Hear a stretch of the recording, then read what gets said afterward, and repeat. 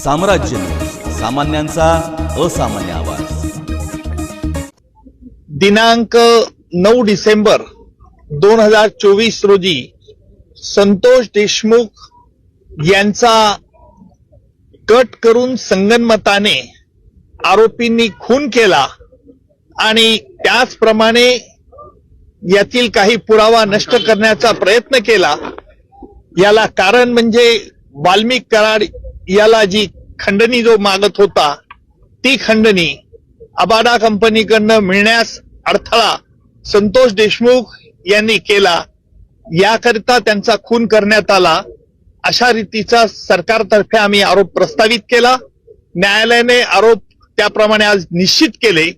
एकूण सगळ्या आरोपींच्या विरुद्ध आज निश्चित करून त्याची पुढील तारीख आता 8 जानेवारी ही तारीख ठेवलेली आहे। आजही आरोपींतर्फे पुन्हा हे आरोपी निश्चित ची सुनावणी लांबणीवर टाकण्याचा प्रयत्न झाला।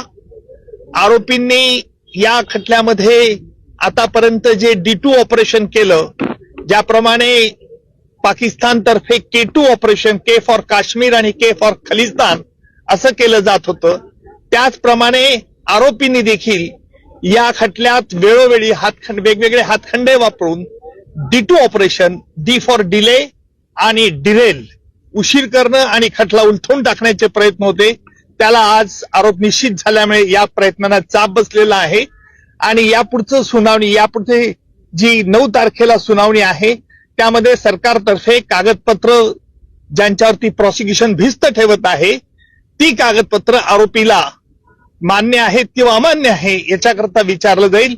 त्याच्यानंतर साक्षीदारांची यादी दिली जाईल आणि प्रत्यक्ष पुराव्याचं काम लवकरच सुरू होईल। आरोपींच्या वतीने वारंवार वकील बदलले जात होते, त्याबद्दल देखील आज कोर्टाने नाराजी व्यक्त केली, काय नेमकं? त्यालाच आम्ही आज आक्षेप घेतला की आरोपींतर्फे जे वेळोवेळी वकील बदलण्याचा त्यांना अधिकार आहे, नाही असं नाहीये, परंतु वेगवेगळ्या 30 कारणं ही पुन्हा पुन्हा न्यायालयापुढे मांडण्यात येत होती। म्हणून आम्ही न्यायालयाला विनंती केली की न्यायालयाने यापूर्वी देखील त्यांच्या म्हणण्यावरती त्यांचं म्हणणं ऐकलेलं आहे, त्यामुळे न्यायालयाने यावरती निश्चित प्रकारचा आदेश द्यावा। त्याप्रमाणे निश्चितपणे आज न्यायालयाने प्रत्येक आरोपीला विचारलं, तुमच्या विरुद्ध हे आरोप ठेवण्यात आलेले आहेत, सगळे आरोप तुरुंगातच होते, आरोपींनी आरोप मान्य नाही असं सांगितलंय आणि न्यायालयाने त्याकरता ते रेकॉर्ड जेलमध्ये पाठवण्यात येईल आणि जेलमधून त्यांची स्वाक्षरी झाल्यानंतर पुन्हा खटल्याच्या कामाकरता सुरुवात होईल। मात्र हे संपूर्ण प्रकरण फास्ट ट्रॅक वरती घेतलं जाईल, फास्ट ट्रॅक वरती चालेल। आता आपण बघितलं असेल की आज आरोप निश्चित करण्याकरता किती महिने वेळ लागला। न्यायालयाला वेळ द्यावा लागतो कारण वेगवेगळ्या कायदेशीर बाबी हरकती घेऊन हा खटल्याबद्दल आरोपी लांबवण्याचा प्रयत्न करतात हे स्पष्ट होत होतं, परंतु कायद्यामुळे त्यांना संधी द्यावी लागते आणि म्हणून फास्ट ट्रॅक कोर्ट असो का स्लो ट्रॅक कोर्ट असो, परंतु खटला लवकरात लवकर चालवण्याचा प्रयत्न सरकारतर्फे होईल।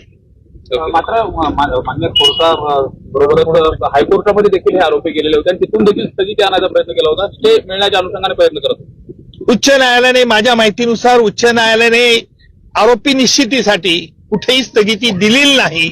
त्यांनी काल तसा प्रयत्न उच्च न्यायालयात केला, उच्च न्यायालयाने त्यांना तोंडी नकार दिला होता।